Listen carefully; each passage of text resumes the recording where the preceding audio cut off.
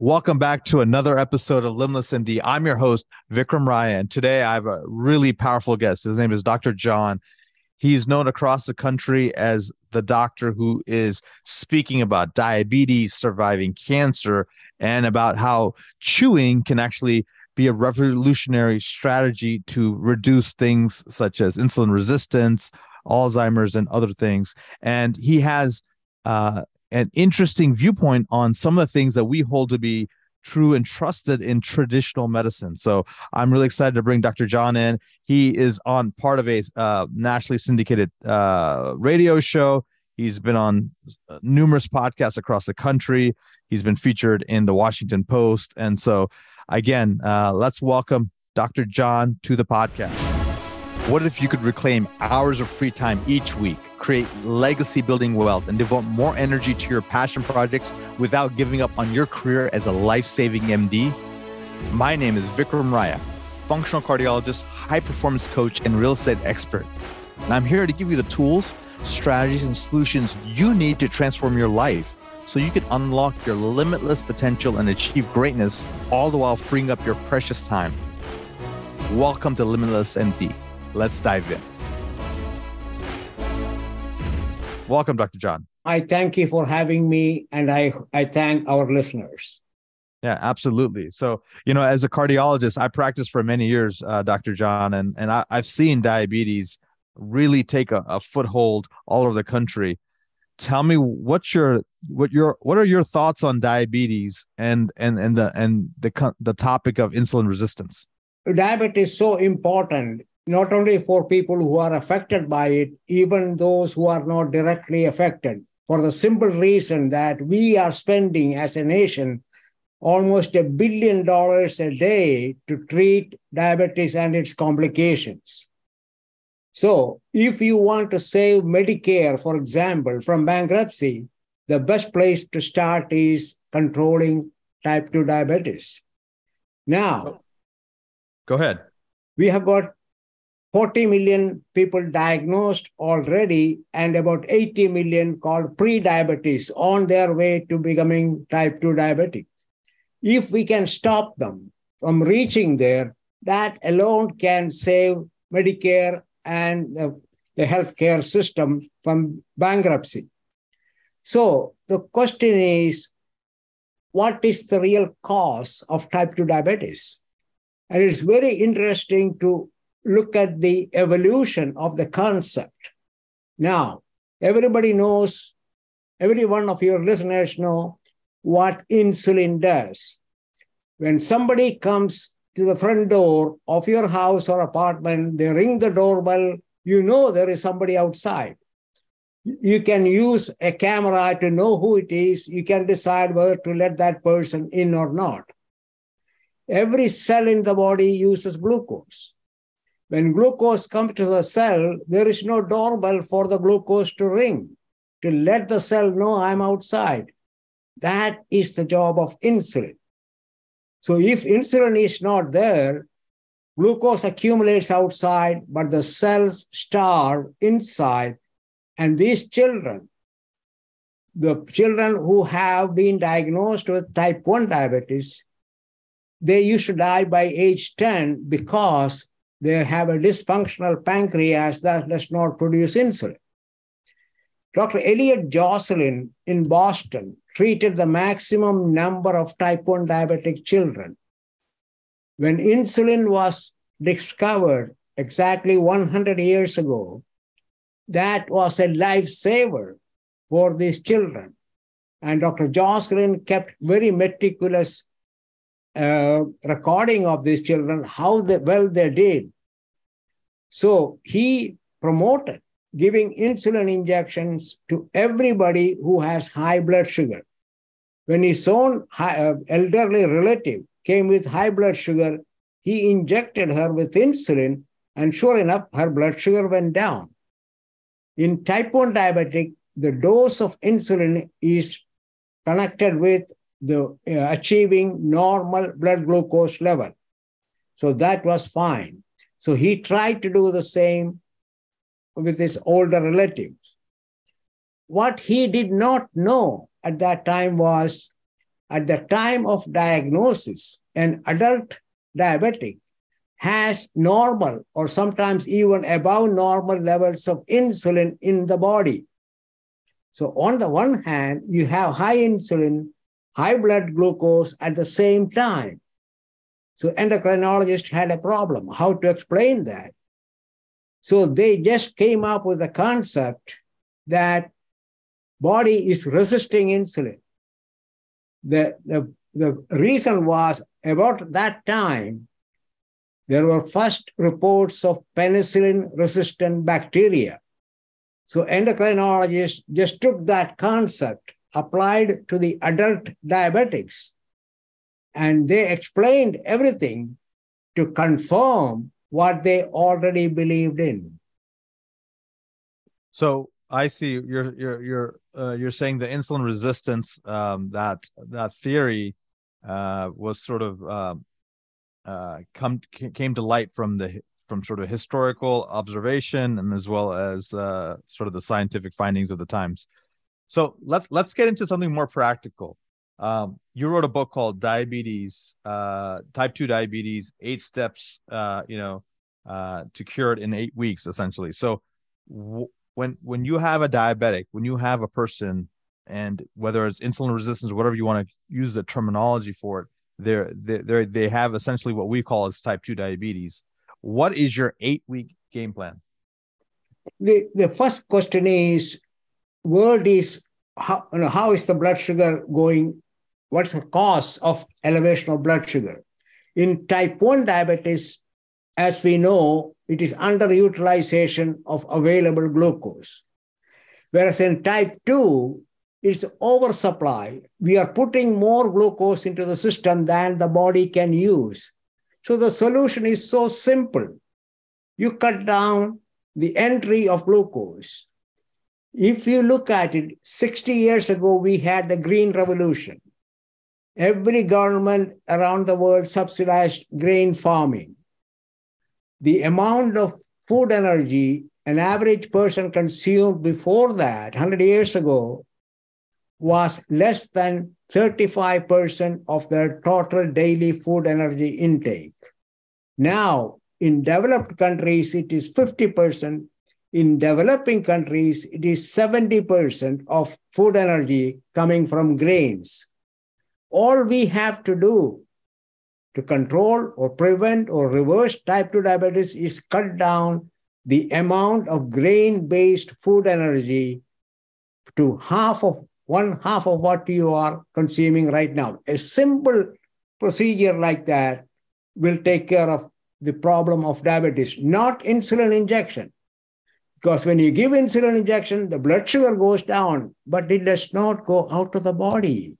So, Dr. John, a lot of people in the functional medicine space, integrative space, a lot of people in, people who are like, trainers, they seem to follow this philosophy of low carbs and really, more protein and healthy fats. Is that essentially how to reverse in 8 weeks, what you're saying?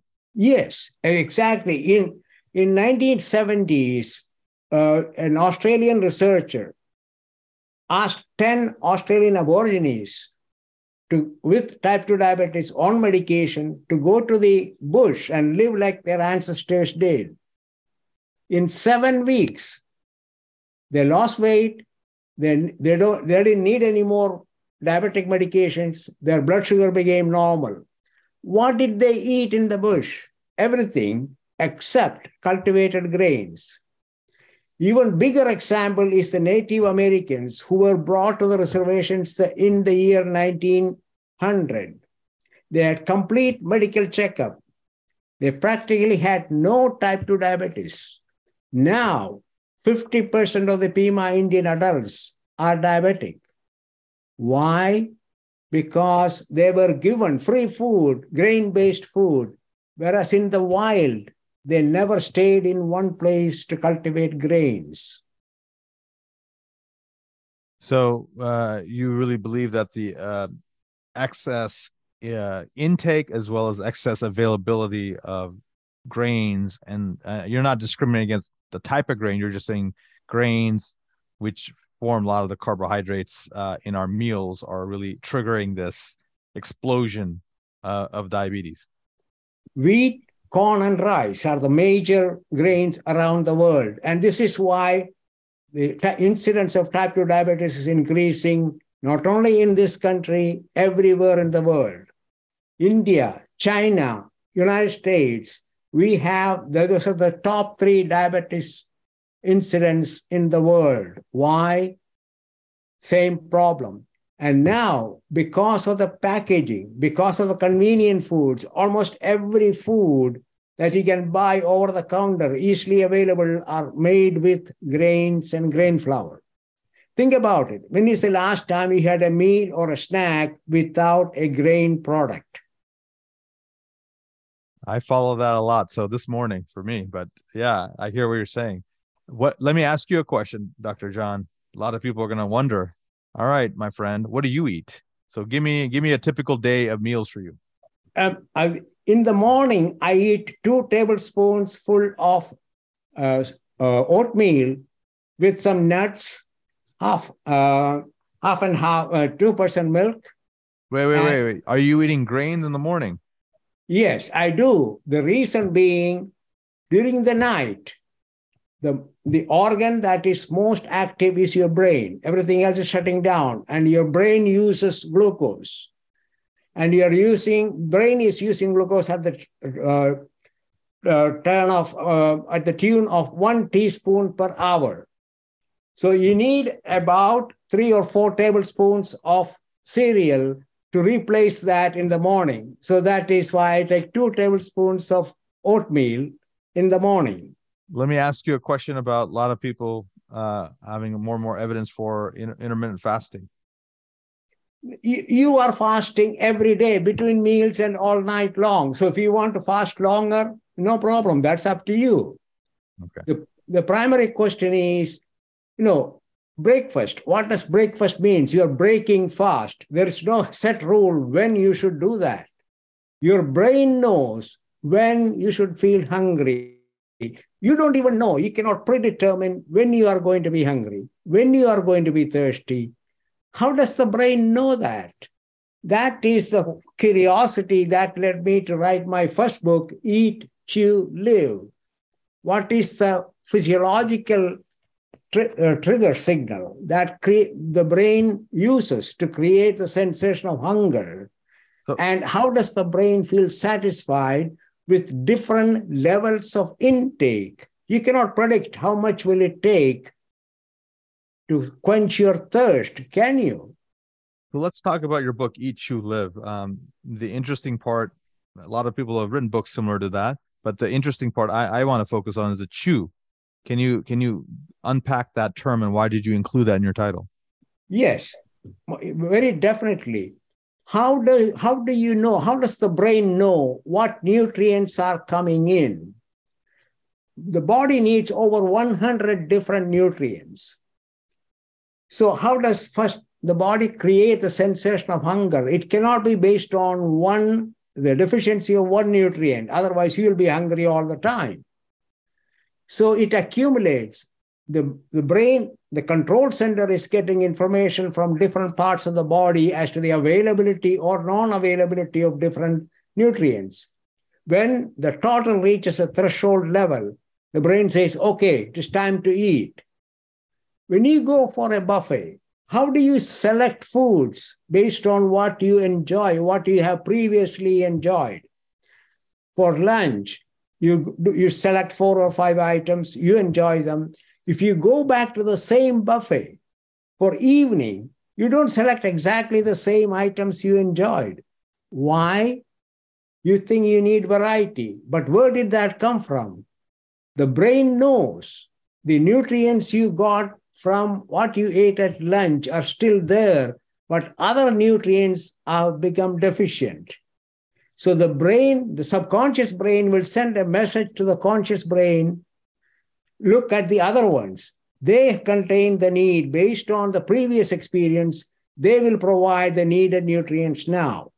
Now, when you eat, the brain needs to know, are they coming in? That is the function of the taste buds and smell receptors in your oral cavity. In order for them to detect the nutrients, you have to release them at a rate where they can detect them. Think about this. From nature, can an adult human being get nutrients from any food without chewing? Except for honey, everything else requires chewing. Why?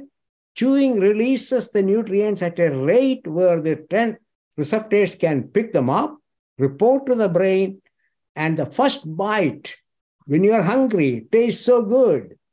After a few minutes, the intensity of enjoyment goes down. That is your brain's way of telling you, you don't need any more of this food.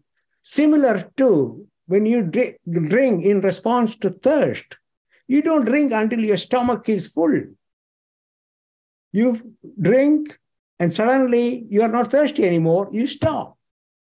There's a similar mechanism for nutrient intake also. So, Dr. John, I know that you also have some expertise in cancer.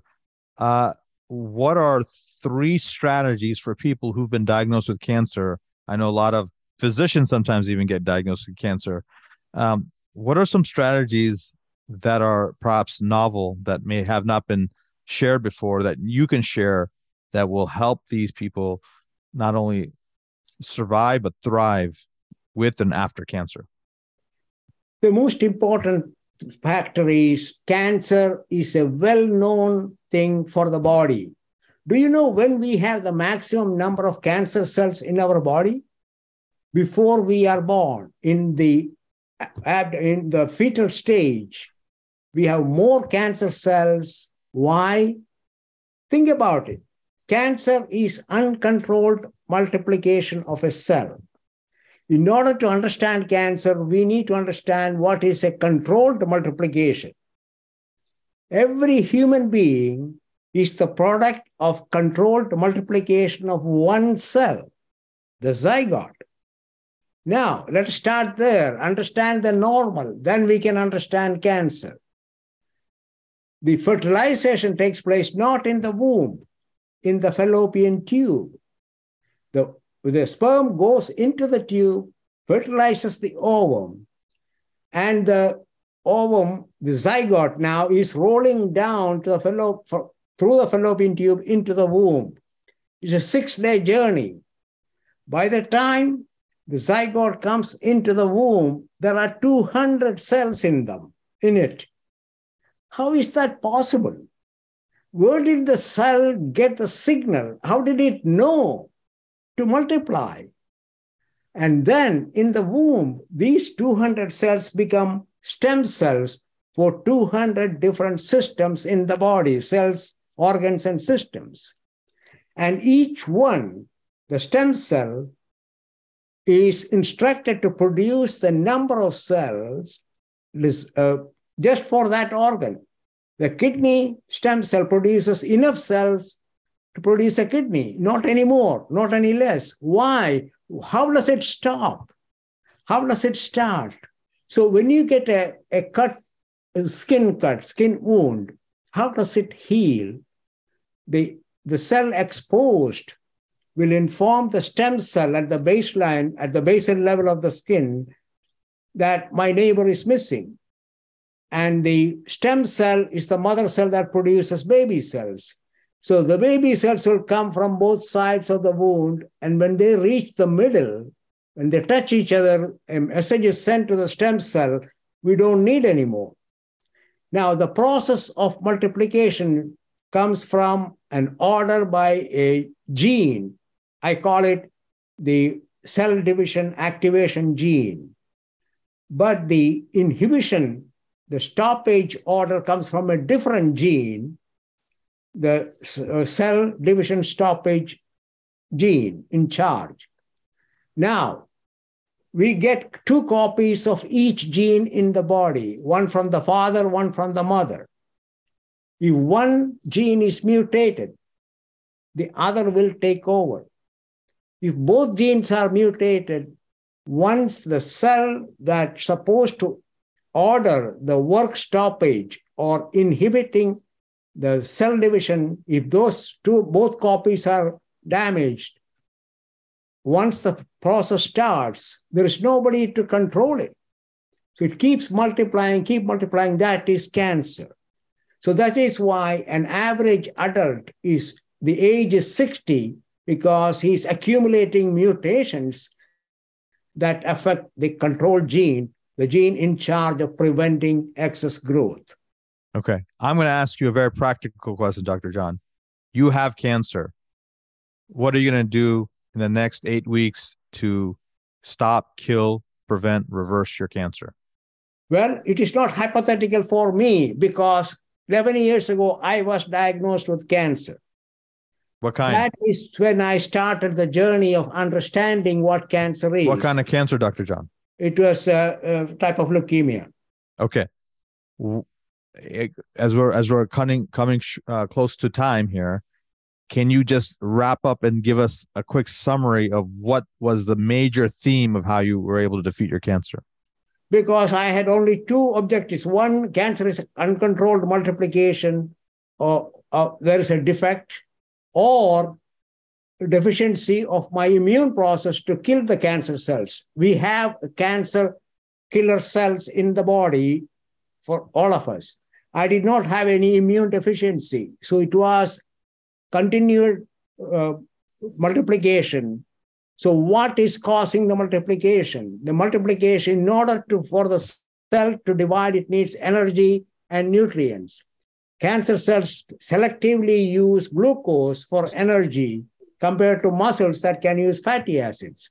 So I reduced the supply of glucose, namely cut down the intake of grain-based products to almost 20% of my daily food energy intake.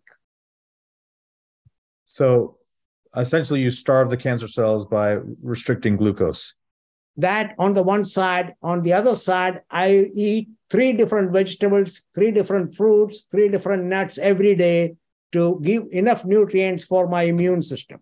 Awesome. So boosted the immune system with phytonutrient diversity, as well as some key nuts, and then reduced glucose, grain intake, and essentially lived a low glycemic lifestyle that did not create the favorable conditions for cancer growth. Exactly. Beautiful. That's exactly right. As we wrap up here, Dr. John, it's been a fabulous conversation. You have quite a breadth and depth of knowledge, historical, anthropologic, just a beautiful mix of history of medicine along with actual practicality of how to help patients. What's the impact you want to have on this world? What I'm trying to do is to make people aware of the fact that they have to take charge of their own health, their own body, their own well-being. Eat what you enjoy, but more importantly, enjoy what you eat by chewing the food each time when you sit down. Eating is a private enjoyment that you can do multiple times a day, unlike any other item or practice you do. So take your time, enjoy it. Don't be in a hurry. Take your time, sit down, enjoy it, relax. Take charge of your body, take charge of your health, and you will live a long time. That's fantastic advice. What's the best way for people to get a hold of you or learn more about you?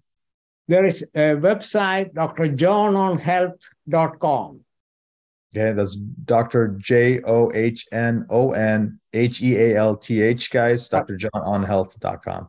Thank you, Dr. John. I appreciate it. And I wish you continued success on your journey to help revolutionize the world and the country on greater health. And guys, until next time, keep referring us friends, keep listening to the podcast episodes, put in the comments below what you want to hear about next. And until next time, be phenomenal. Thank you so much for listening to this episode of Limitless MD. If you found value from this episode, I encourage you to share this episode with a friend and let me know by leaving a review. For more information, make sure you check out the links in the show notes below or simply visit vikramraya.com. So until next time, my friends, be phenomenal.